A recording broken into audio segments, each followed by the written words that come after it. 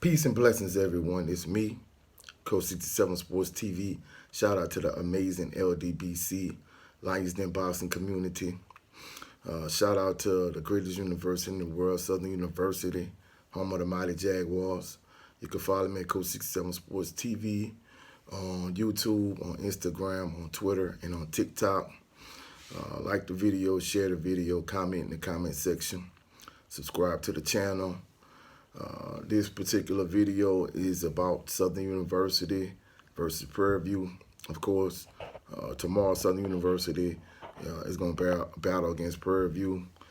There's quite a few things you need to watch out for this particular game. For this game, Prairie View is coming into the game with an overall record of 3-2, 3 wins, 2 losses. They're 3-0 in the SWAC West, so they lead SWAC West standings. And in addition to that, they're coming off a 34-14 win over Grambling State University. Prairie View is coming into the game with a little bit of momentum.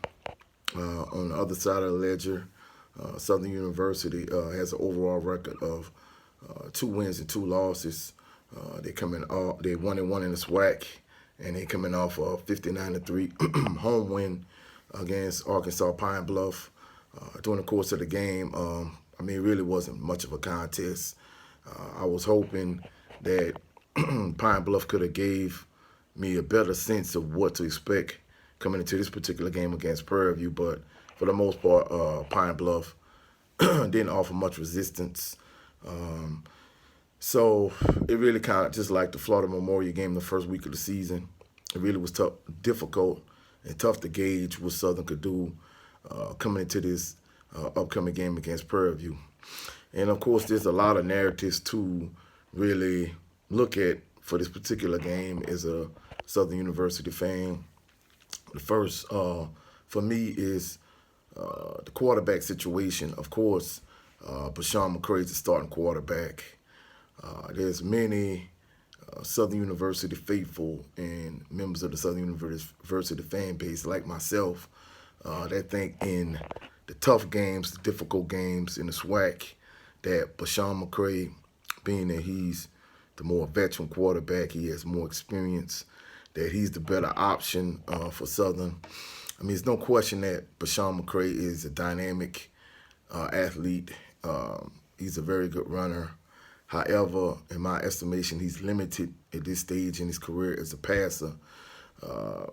Of course, from a passing perspective, he looked excellent against Pine Bluff. However, the level of competition is not anything to write home about. And even with that, Coach Dooley, they did a good job in terms of putting him in situations to be successful because, a couple of his issues is, of course, he has difficulties going through his entire progression. Still at this juncture, he only could read one side of the field. So they accommodated him in that regard, where in many instances his primary target, a primary option from a passing perspective was isolated to that one side of the field by itself. In addition to that, they put him on a couple rollout where he would sprint right or sprint left, and all of his targets were to the same side of the field. So they've done a good job in terms of working around the areas he's limited in. So they took that into consideration, and they pretty much worked around the areas he's deficient in. However, I still think even though he's a dynamic running quarterback, he's limited as a passer. And when they play against better competition like they will against Prairie View tomorrow, is he going to get exposed again with his deficiencies? So hopefully that won't be too much of a hindrance. Hopefully he progresses and he continues to do well. One other question with the Bashawn McCray versus Glenn the Bubba McDaniel situation: if Southern is in trouble and he's struggling, will they stick with Coach Dooley, stick with Bashawn McCray, which I think he probably will, or will they go with the more experienced, proven quarterback in Glenn the Bubba McDaniel? The next narrative or storyline in this particular game is the running back situation. Of course, Southern plays running back by committee, but this past week, coming into the season, Gerard Sims really was their starting running back and the guy that they expected to feature most of the season. In certain games against like LSU, for example, there were times where he played well. However, this past week against Arkansas Pine Bluff, Kendrick Grimes really was the feature back in terms of him getting the most touches and him having the most success and being the most productive the running backs. He ran the ball well between the tackles. He was a good safety valve, a safety outlet. Anytime Bashawn McCray was in trouble, he was able to throw him swing passes out in the flats, and he played well. Like I said, he reminds me of a couple Southern University running backs from the past. In particular, Ryan Lewis, who was a small, shifty, speedy back. He was able to run between the tackles, but he was real dynamic out in space when you threw him swing passes out in the flats. Of course, you could split him out wide and let him run routes, and he was a good route runner because he was so good when he got the ball out in space. So he kind of reminds me of Ryan Lewis a little bit. He also reminds me of another Southern University running back from the past called named Cedric Holmes. He was similar to Ryan Lewis, just a little bit smaller. But even though he was small, he was able to run between the tackles. And in addition to that, if you threw him the ball out the backfield into the flats, he was elusive and dynamic. If he got the ball in space, he could make the opposing defense pay for that. And Kendrick Grimes kind of reminds me of those two backs. So it's going to be interesting to see which back Southern leans on a little bit more. A little bit more of a power back with Gerard Sims, more of the dynamic, elusive running back out in space in Kendrick Grimes. So it's kind of interesting to see which back is going to be more productive and which back of the two is going to get more touches.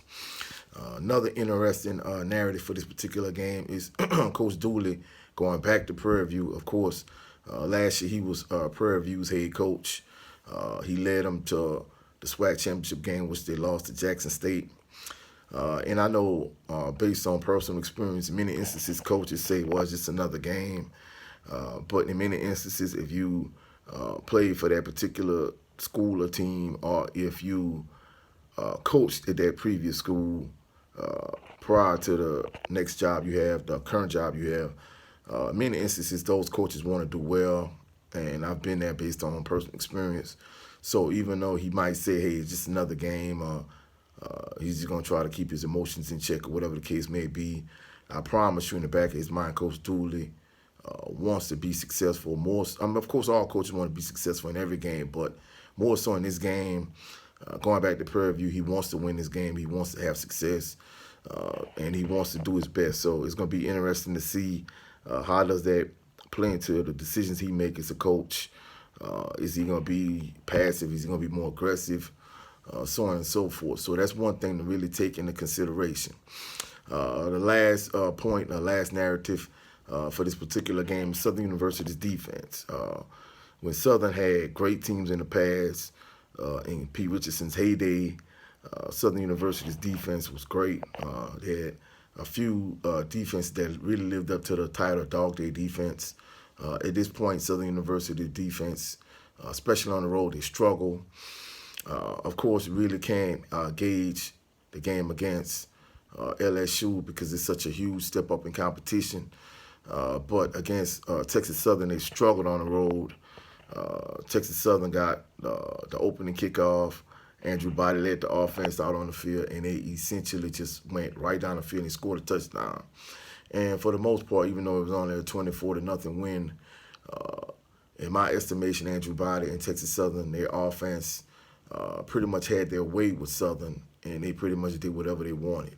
So it's going to be interesting to see if Southern University's defense, if they can be as good as they were this past weekend against Arkansas Pine Bluff. I doubt it because Pine Bluff offense isn't that good.